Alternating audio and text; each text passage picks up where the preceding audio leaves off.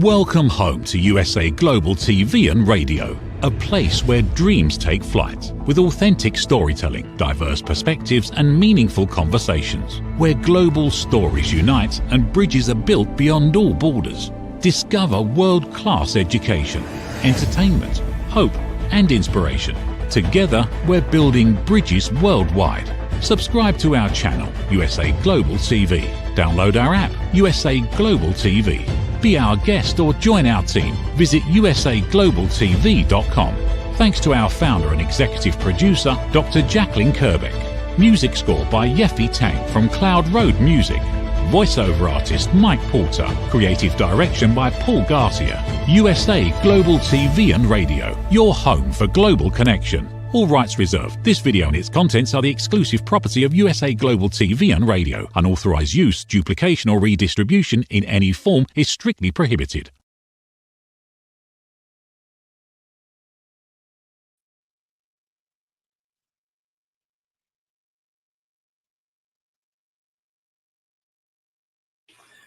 Howdy, y'all. This is red.olaughlin. We're on Talking Heads on the USA Global TV and Radio Network.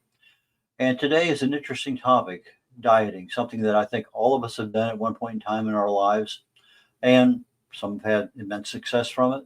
Some continue to have immense success from it over time.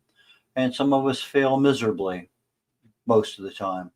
But we're going to talk about various aspects. So the whole focus is, what would I do, knowing what I know about this, that, and whatever. We're going to talk a little bit about that. So let me bring up my slide presentation here so that we can get ready to go. The USA Global TV and Radio Network is a live streaming program. We're on Amazon Fire, Zizzle TV, E360 TV, YouTube, couple channels on YouTube, Android TV, Apple TV, social media, and more. This is simulcast on my two Facebook channels.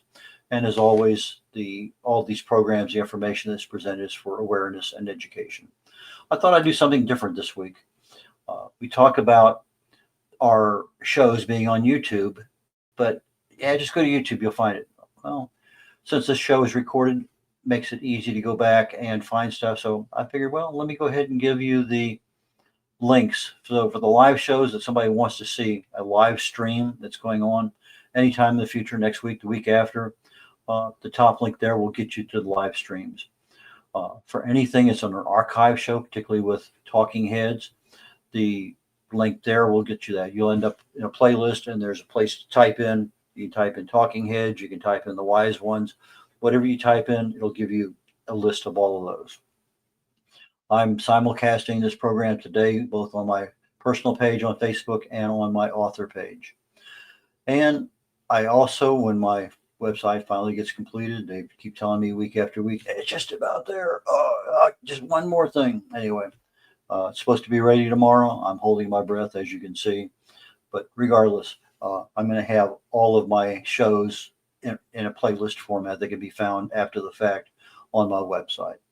So that being said, quick disclaimer. I'm a researcher. I've never been in the medical field or the pharmaceutical industry. I fell in love with chemistry back in high school.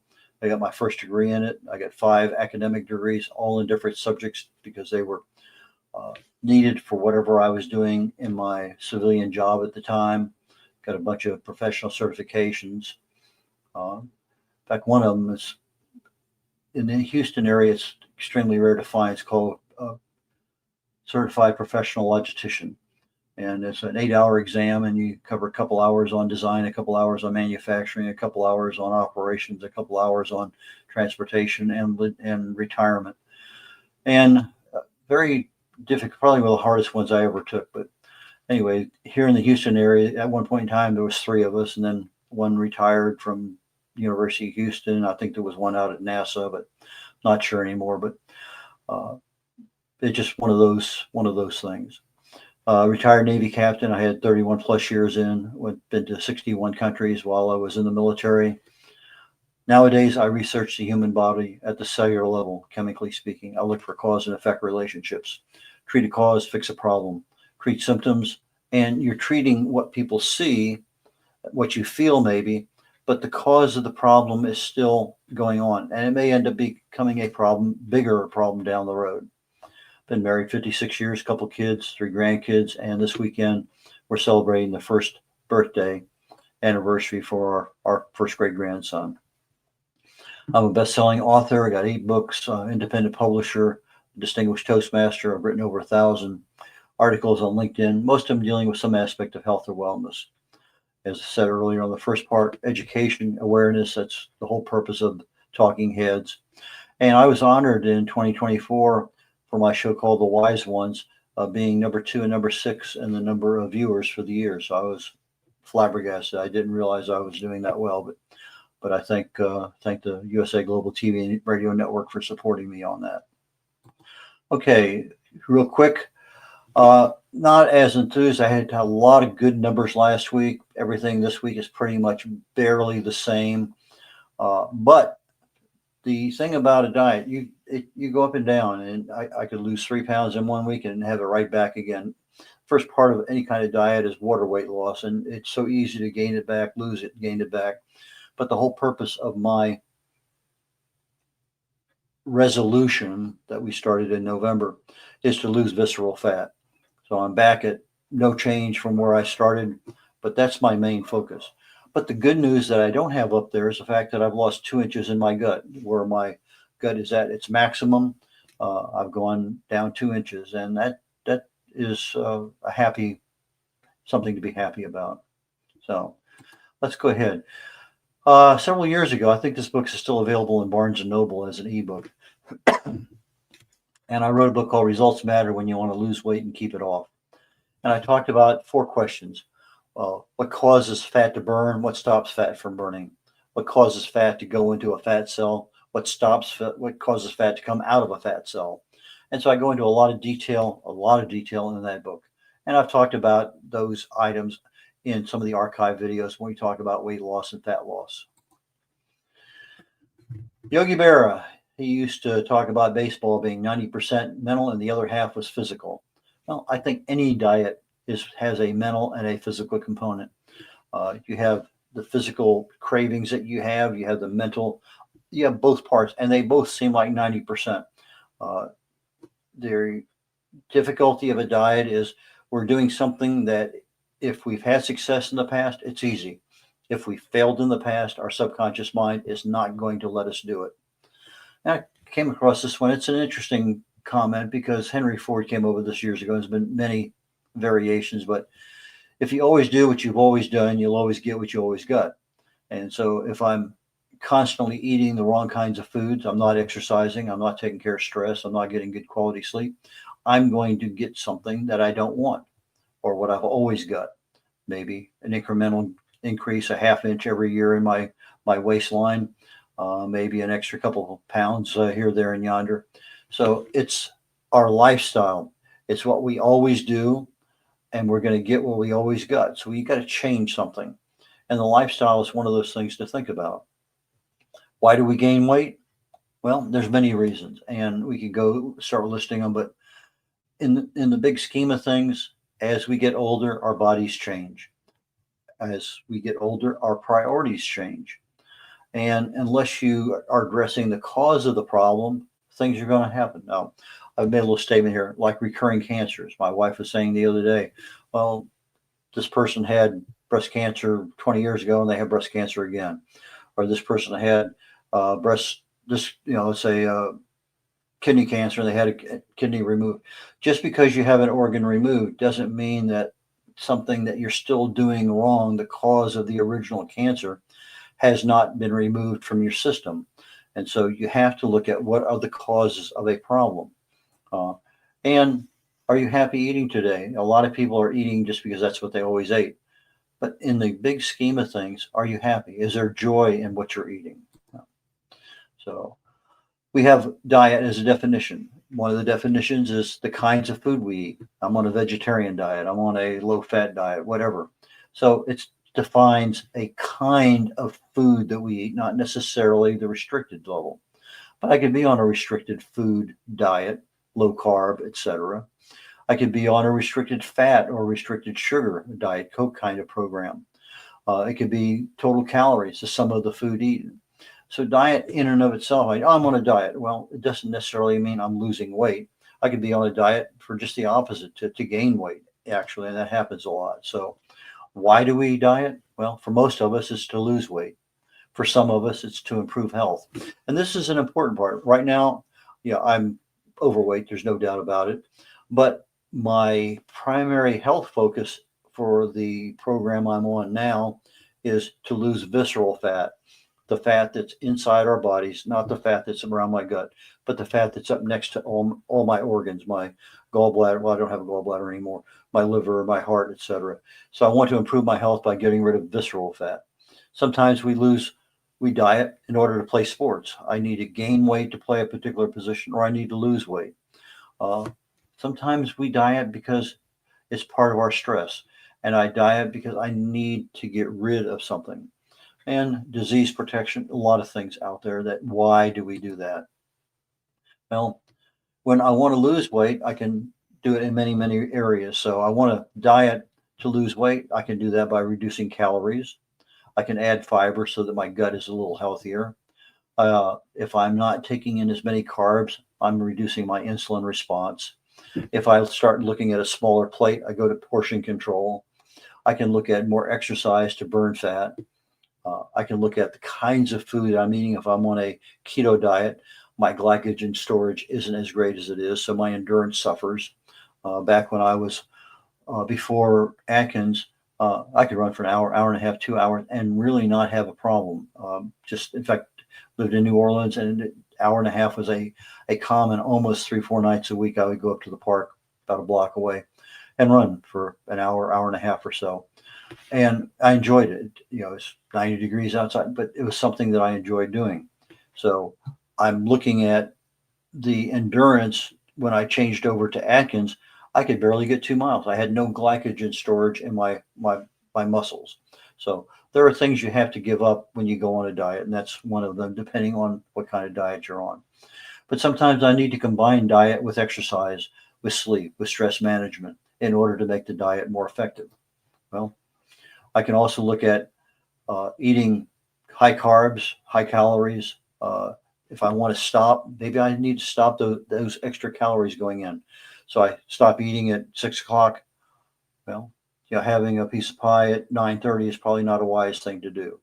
If I'm having something later at night, maybe I want to have something that's only protein or only fat, so that I am not increasing my carbs along with whatever else is going on. Exercise mode, I need to pay more attention to what's going on, particularly stress. Um, Sometimes the meds I'm on is going to create a dietary issue. I'm going to add weight because I'm on a certain med. It's just that's the way the meds work. Eating at the wrong times. Lots of studies show that if I take the exact same food and I eat it for one meal a day, and I don't eat again, I'll actually lose weight eating the same food.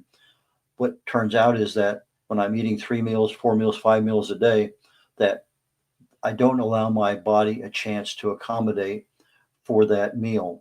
And we call it autophagy and some other things. But if you can eat within a 4 or 6 hour window, whatever food you were eating before, you're probably going to lose a little bit of weight because your body has a chance to start actually working on losing weight. Genetics is always an issue for some of us. Some of us end up with fluid retention by the foods we eat. Aging for all of us becomes a problem. So many aspects of aging. And sometimes we have a medical condition. And we end up being obese. We end up with diabetes. We end up with heart issues. We end up with anxiety. A lot of problems with some medical conditions and weight. Other times, a disease we might have may cause a temporary problem with weight because of the meds we're taking. Menopause, after giving birth, heart failure, emotional issues. A lot of problems hinge around weight with regard to emotional issues.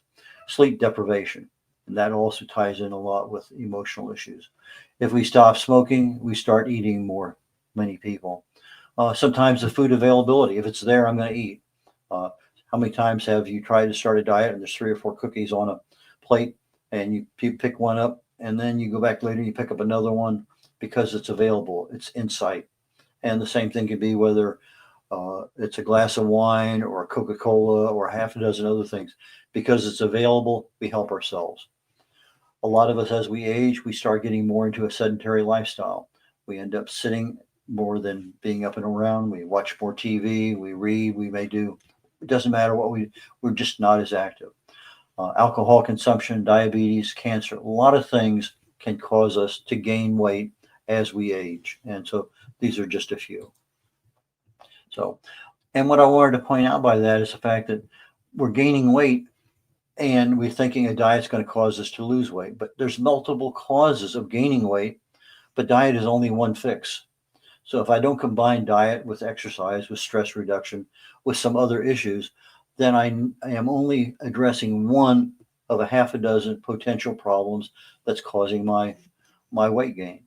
So if I'm having gut issues and I'm eating the same foods I ate before, but only a little bit of them, then maybe the foods I'm eating are not the right foods for my gut. My gut is causing the problems. So that is a concern. So we have to look at what could be causing the problem. Just as I mentioned earlier in this presentation, something caused cancer to happen. If you make an assessment, well, what could cause cancer? Well, it could be stress, it could be toxin, it could be radiation, it could be inflammation, it could be diet, it could be a number of things. Well, if I don't change something in my lifestyle, chances are I'll have recurring cancer, maybe in the same organ if it wasn't removed, maybe in a different part of the body. And sometimes it goes from lungs to brain, lungs to chest. It depends on where the cancer is. It could end up somewhere else. And then aging, just because I'm aging doesn't mean that if I look at a particular hormone, I'm not making as much of it. Human growth hormone, for instance. Yeah, I made a whole lot of it when I was a toddler. I wasn't making so much as a teenager, but I get to be 50 years of age. I'm making almost none. But there's simple things you can do for our bodies to make a lot more. And so we need to look at what are those things that are changing? What do we have control over? Well, as I'm aging, one of the systems in the body that should be taking our excess toxins and other things out is our lymphatic system. Well, it doesn't work as well at 70 as it did at 20. We're not as active. A lot of times our lymphatic system is dependent upon gravity to help pull stuff down.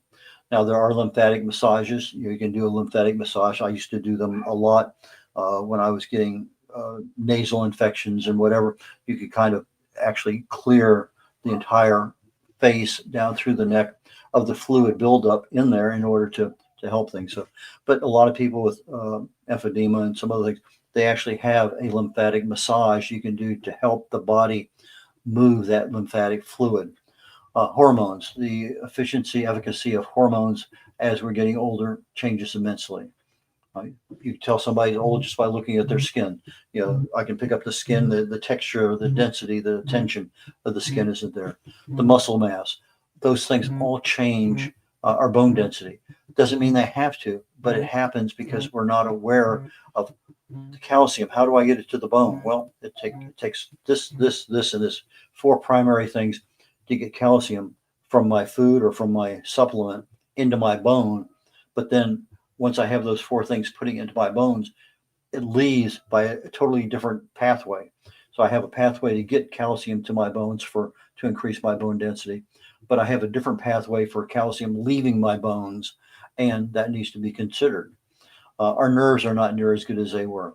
Our digestive ability suffers. Cardiac output isn't the same. I'm not getting as much oxygen to my system. Lots and lots and lots of things affect the efficacy, the efficiency of our diets as we get older. If we start eating healthy, are we wasting our time? Well, I don't know that it's a waste of time. I think if we're eating healthy and we're 20 pounds overweight, so long as I know it's a healthy eating, why do I want to lose 20 pounds? You know, to make my clothes fit better, to make me look better? Is that a vanity issue, or is that really a healthy issue?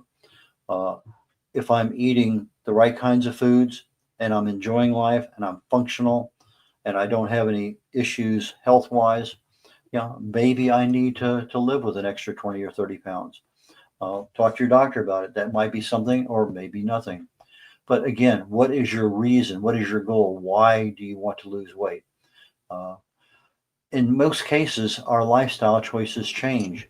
When I was 20 and active doing this, that, and whatever, and flying all over the world with the military, totally different lifestyle than I am today at nearly 80, and I can barely get out of my own way. Up until the time in June when I came down with shingles, I was doing a 72-hour fast every month. In fact, last year for Easter, I did an 11-day fast to begin Easter, and I did a 10 and a half, 11-day fast to end Easter. I thought fasting was easy. For me, it was super simple. I came down with shingles and ended up with losing about 5 months of my life with all sorts of issues related to it. And I'm finding that I have extreme difficulty getting back into a 24-hour fast, something I'm going to overcome, but it's something that I used to do easily. It's now more of a problem. So I need to find out why that problem is there. What's the cause of me not being able to fast? Well, a simple way of looking at a diet is just cut back 30% on your caloric intake. It allows autophagy to happen if I'm increasing the amount of hours in between eating. So if I go from 6 meals a day to 2 meals a day, and those 2 meals are 4 hours apart, now I have a 20-hour window for autophagy to start.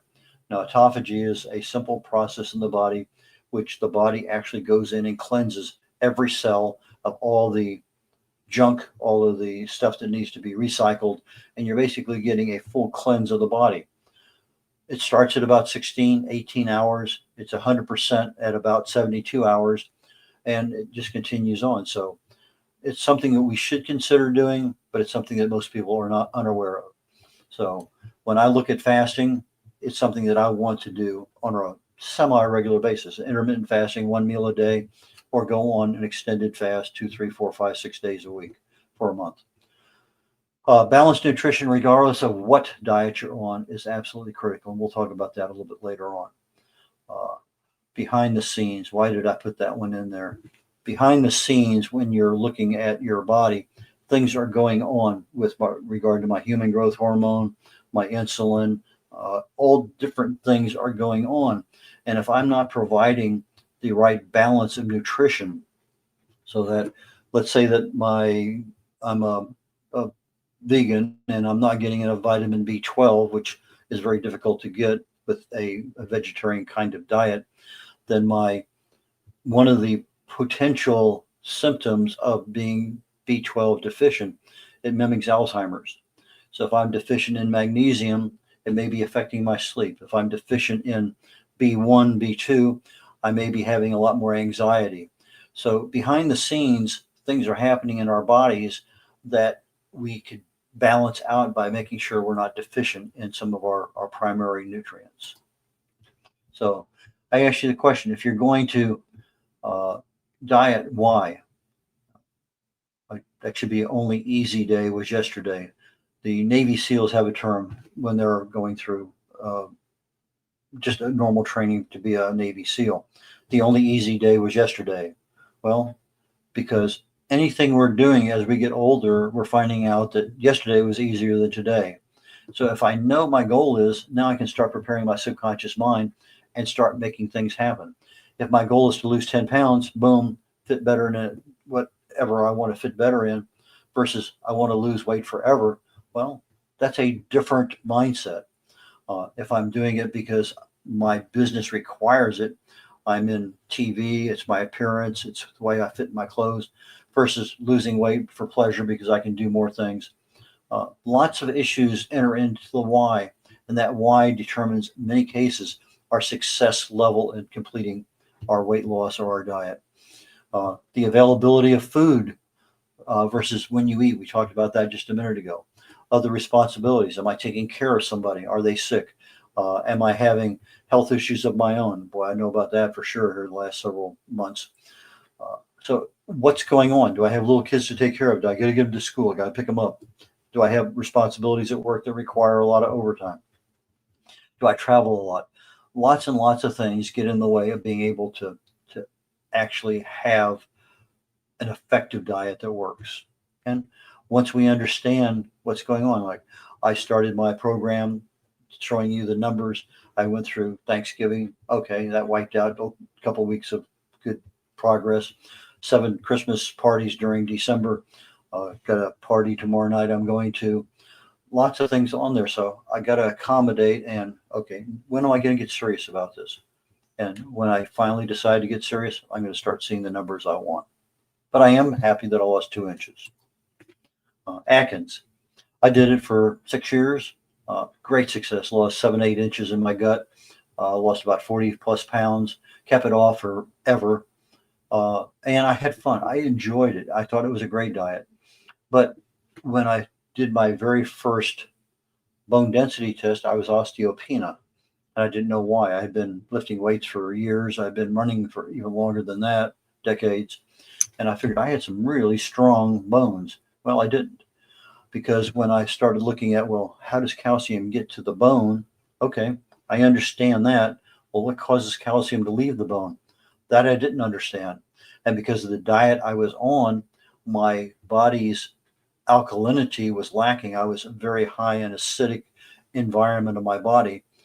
And as such, it allowed my bloodstream to leach, to suck, to pull out calcium from my bones to maintain a proper pH.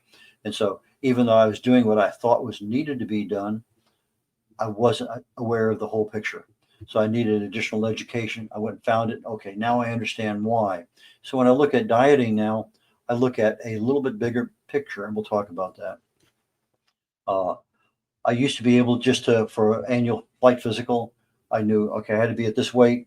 And as I started getting more and more senior, the pounds came on a little bit more. Okay, I'm right up at the maximum. But if I'd go out and run 5 miles, no problem with blood pressure. If I'd lose 5 pounds, no problem with blood pressure. So blood pressure was never an issue. Well, blood pressure is an issue for me now. Now, is part of that because I'm older? Yeah. Is part of that because of Agent Orange from Vietnam? More than likely. So there's things that have happened, and I'm working on monitoring that and seeing what I can do. But exercise and health is absolutely critical. If I'm on a diet, as I mentioned earlier, I may not be able to run 2 miles. I have to, what can I substitute for that exercise?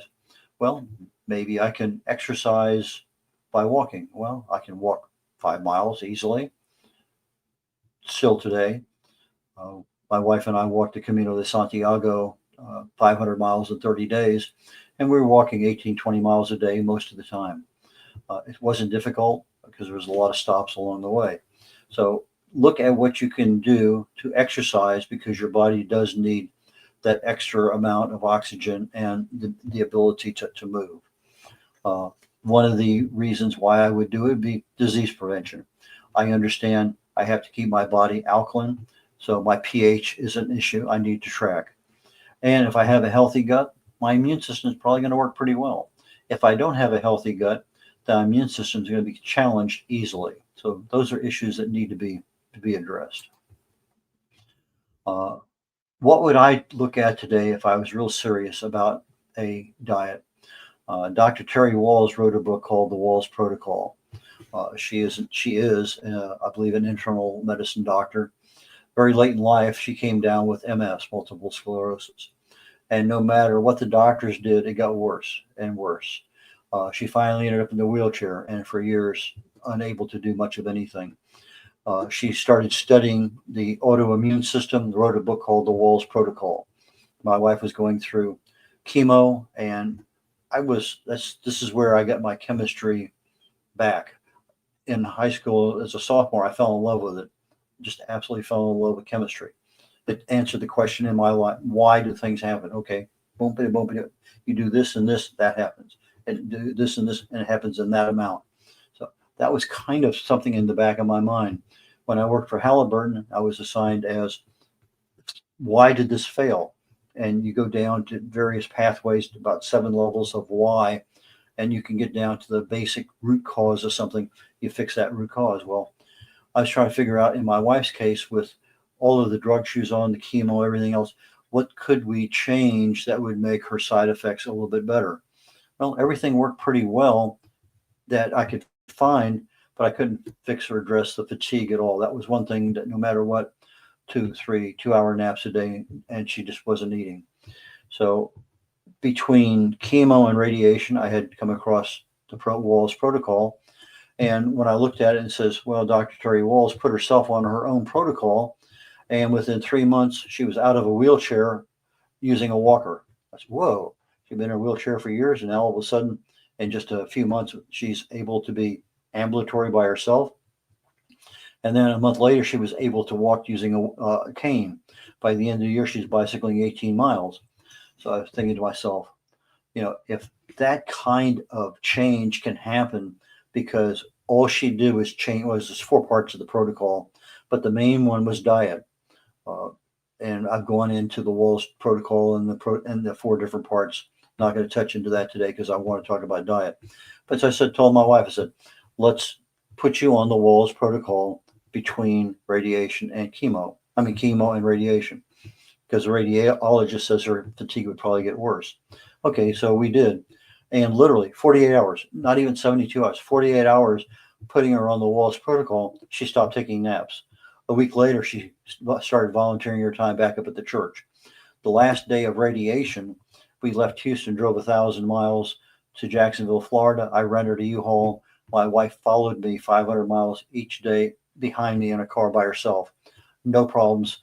72 hours after her last radiation treatment. All because of the food she was eating. Why? What is the Wahls protocol? Well, basically, it's 4 different parts. Leafy green vegetables, colored fruits and vegetables, where the color goes all the way through the entire fruit or vegetable. If you think of a blueberry versus an eggplant, blueberry, the color goes all the way through like a carrot, but the eggplant, the color is different on the inside. So you have to pick fruits and vegetables where the color is the same all the way through the entire fruit or vegetable. Sulfur-laden vegetables, you need the sulfur for body repair. And so your cruciferous vegetables, your garlic, your onions, your mushrooms, those kinds of things. And some high quality protein, 3 or 4 ounces at a meal. Well, we started out trying to do the full Wahls protocol. Why? Because I thought it was going to work. And it provided 5 to 10 times the recommended daily allowance of over 30 nutrients the body had to have. And I put secret in there for a reason. Now my brain fog is coming back. I'll think of why I have secret there in a moment. So the whole purpose was having 3 meals a day where I covered leafy green vegetables, colored fruits and vegetables, sulfur-laden vegetables, and protein. No carbs.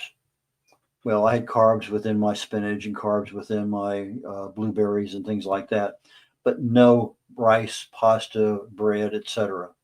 So I was using coconut oil as a primary source of fat. So I would take my mushrooms and onions and garlic, and I would saute them in butter and coconut oil. So I had pretty decent high quality fat. I had my protein. And the only thing I did to change things was I said, do not use the same protein 2 days in a row. So if I were to tell you to go on this, I would say, if you're going to have chicken today, have chicken and beef. Tomorrow, have pork and fish. But don't take the same protein source 2 days in a row. You're allowing your body to go in and extract the proteins from different sources. If I have chicken every single day, I'm getting protein, but it's not necessarily what I'm looking for with regard to everything else that's there. So the secret being is that I have a lot of things going on, and if I'm missing one of those nutrients, as I talked earlier about magnesium or B1 or B12, I don't know about it, and something's happening, and it's a secret to me because I don't know. So I found out that I couldn't get vitamin K2 because I didn't like some of the sources that were there. I was having difficulty with vitamin E, all 8 different forms of it. So I chose to use a supplement on some of the food groups that I don't particularly like to eat in order to maintain these 30 plus nutrients that I needed on a daily basis. And I thought that worked out pretty well.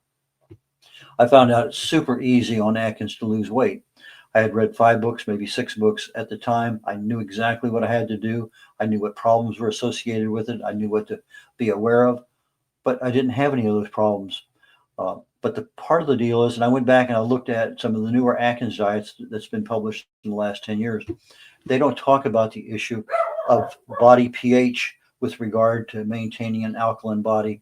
so that I don't lose the bone calcium, and that's a big issue. So even though it's an issue, it's not in the book. So I'm having be aware of the problems on any kind of diet you're on. The Mediterranean diet, I think, is pretty easy to follow, uh, and for some people that works well. I'm not a vegan vegetarian. I applaud those people who want to be. It's not something I could do nor want to do. But again, vitamin B12, there's just a lot of things you got to, I mean, you have to be very careful when you put yourself on an exclusivity kind of diet, because trying to get the 30 plus nutrients your body needs daily requires a lot of attention and awareness to what has how much and how much do you need and what kind of problems can I have if I'm not getting the appropriate nutrient. A keto one is one that's very popular because you're on fat all the time, protein, you're going to lose weight. Super easy to lose weight. But very similar to Atkins, you're going to be having problems with bone density down the road. You're going to have pH problems also down the road. So if you're looking at a kind of diet to be on, I would strongly recommend the Wahls protocol. But you have to be on a diet that you can ensure yourself some level of consistency. You have the textures of the foods that you like to eat. You have the flavors of the foods you like to eat, and you have the quantity.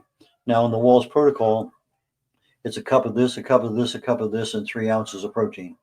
Well, if you have sauteed vegetables, it's a half a cup. So I put a cup here, a cup here, a half a cup here. All of a sudden, that plate is piled up. That's a lot of darn food.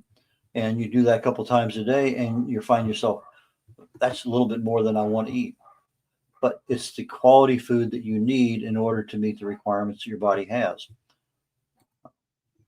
But with balancing your nutrition through a Wahls protocol type of diet, type of eating regimen, you're actually providing your body an enhanced level of disease prevention.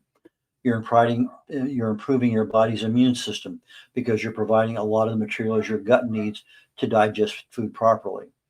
Uh, you're looking at being able to maintain fat management better if you're fasting along with your diet and your food choices. So if my choices are leafy green vegetables, cruciferous vegetables, colored fruits and vegetables, and that's what I'm primarily dealing with, then I'm not adding a whole lot of anything that really causes my fat to increase. If I increase my fasting periodically, then I'm allowing my body to go into autophagy, which is going to help clean things up. As I age, my inflammation, oxidation are going to increase. They're just part of life. And we have things we can do with regard to toxin removal and label reading and things. But aging is going to change our ability to do things with the same level of efficiency that we used to do. But the mere fact that we adopt an anti-inflammatory kind of diet, something that provides a lot of antioxidants, is going to counter the aging and age-related diseases. Mental clarity, something I'm still improving from my shingles. I have to have the right nutrients that will go through the blood-brain barrier. So in other words, I have to choose the right kind of food sources. If I'm eating a lot more sugar-related stuff, there's a thing called type 3 diabetes where it's a onset of Alzheimer's that could happen because of excess insulin. Navy SEALs have another saying, embrace the suck. You know, if the only easy day was yesterday, things are going to suck a lot. And if you are adamant against it, you're not going to overcome it. So you embrace it. Okay, it's there. I don't have a choice. I got to eat this. I got to do this exercise. I got to do my stress management, whatever it is. Embrace the suck of whatever's going on, and you'll find things to be easier. Adversity is going to pop up everywhere, whether it's for me like shingles or like somebody else. You get a roadblock in your lifetime continuum. Something's going to happen. We have to be flexible. We have to be aware of what's going on, and we have to be educated. So I always look for continuous learning. I look for whatever mentors I can find on YouTube and other locations. So those are things that I think are very, very important.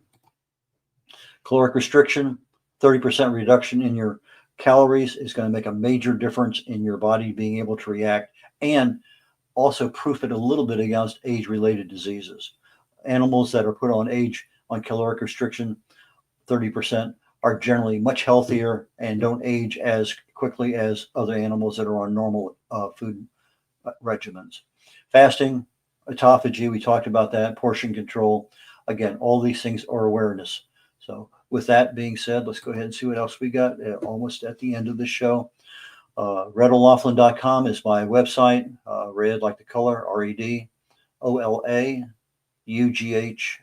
So red.olaughlin.com, RED.OLAUGHLIN.com. Please look at my website, and hopefully it'll be up and running again tomorrow. Take care. Bye now. In a world full of noise, misunderstandings, and interruptions, master the art of listening with Dr. Jacqueline Kerbeck. Dr. Jacqueline Kerbeck is the listening mentor of USA Global TV and Radio and the Amazon #1 best-selling author of Mastering the Power of Elevated Listening. Elevate your listening. Elevate your life.